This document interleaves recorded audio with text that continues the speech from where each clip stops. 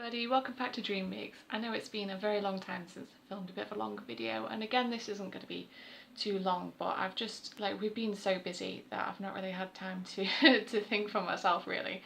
So this week has been particularly fun for me because I've done quite a few Disney projects, and it's not been the easiest week because what my client originally wanted was Beauty and the Beast cookies, and I love doing royal icing cookies, so I thought, yeah, completely fine, no worries. And they were dairy and gluten free, which again I didn't think was too much of an issue.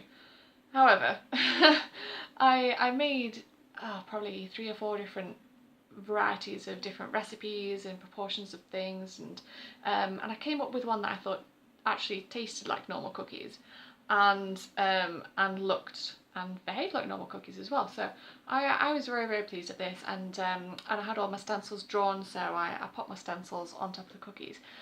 I came to them the next day, which is when I was going to decorate them, and and I started, and they were just so brittle. Like I admittedly I accidentally dropped one.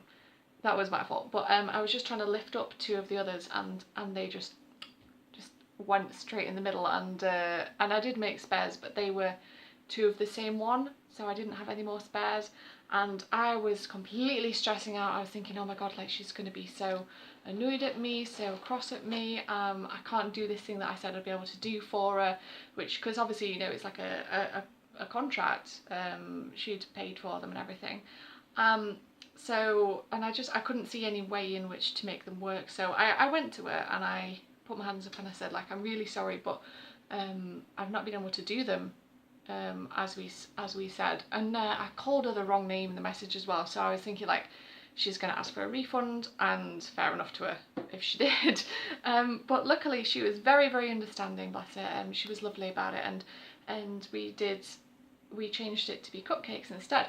So I did 7 different types of cupcake toppers. So we've got little chip, Mrs. Potts, this is my spare one, and it was in case the Gaston face didn't work out, because when I'm making stuff out of fondant, I'm not terribly good at doing like realistic human faces. So this is my little Once Upon a Time book. Lumiere, Belle's dress, and my Gastons. and I was very pleased with them. They took so long, honestly, like they took a very long time, and that was partly because they're so small. Like, I had to do everything very carefully, and I wasn't 100% sure whether I would be able to like use my piping nozzles, how I'd be able to go about things, and obviously I had to make the stencils again. So I had a few kind of false starts where I was trying to use piping bags without the nozzles, and the lines were coming out very strange.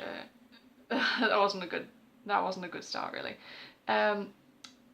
Eventually I realised that I actually could use my piping nozzles, which helped, and so I piped. I'll use like chip as an example. So I piped the outline, and then most of it's filled in with royal icing. So obviously all of this, you can see it's like slightly 3D. There we go, slightly 3D at the side.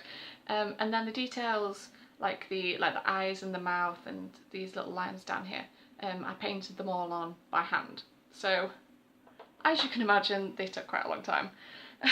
But I'm really pleased with how they turned out. Like, I've not got Gaston quite on, I will admit that, but you know who he's meant to be, and if I did him again, I'm sure I'd be able to make the chin to nose ratio a bit better.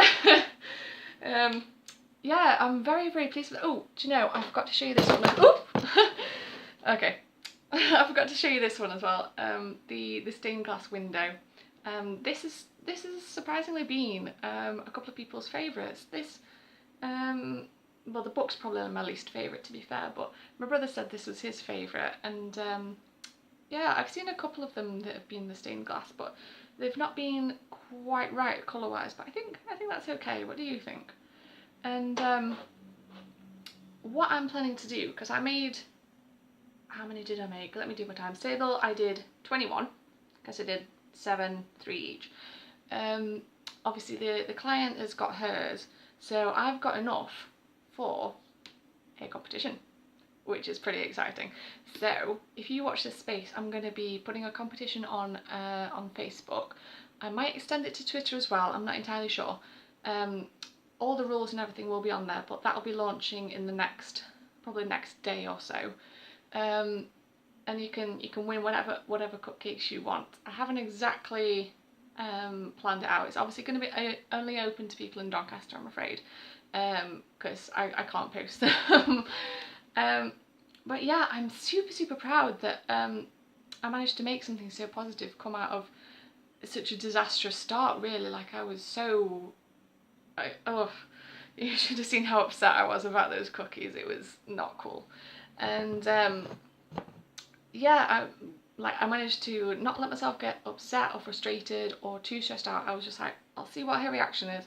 And it's worked out really well, and I'm so pleased that I was an actual adult for once and didn't let myself get too overwhelmed by it. So which was your favourite? I mean, I've got a couple of... I've got a kind of Gaston coloured top on, so I think you know which my favourite is. I do quite like Lumiere as well, to be honest. But then I'm just biased because of the characters, really. Like, yeah, I've always loved Gaston. And what I'm also thinking of doing is maybe doing something to do with Disney villains. So again, keep watching this space. Yeah, I don't want to give too much away at the moment, but yeah, everybody loves a good Disney villain. So yeah, which is your favourite? And if you enter the competition, what flavour of cupcakes would you like? Alright, if you like the video, you know what to do. Subscribe, press the notification bell, like the video, share it among everybody, share the cake love, and I'll see you in the next one. Alright, bye!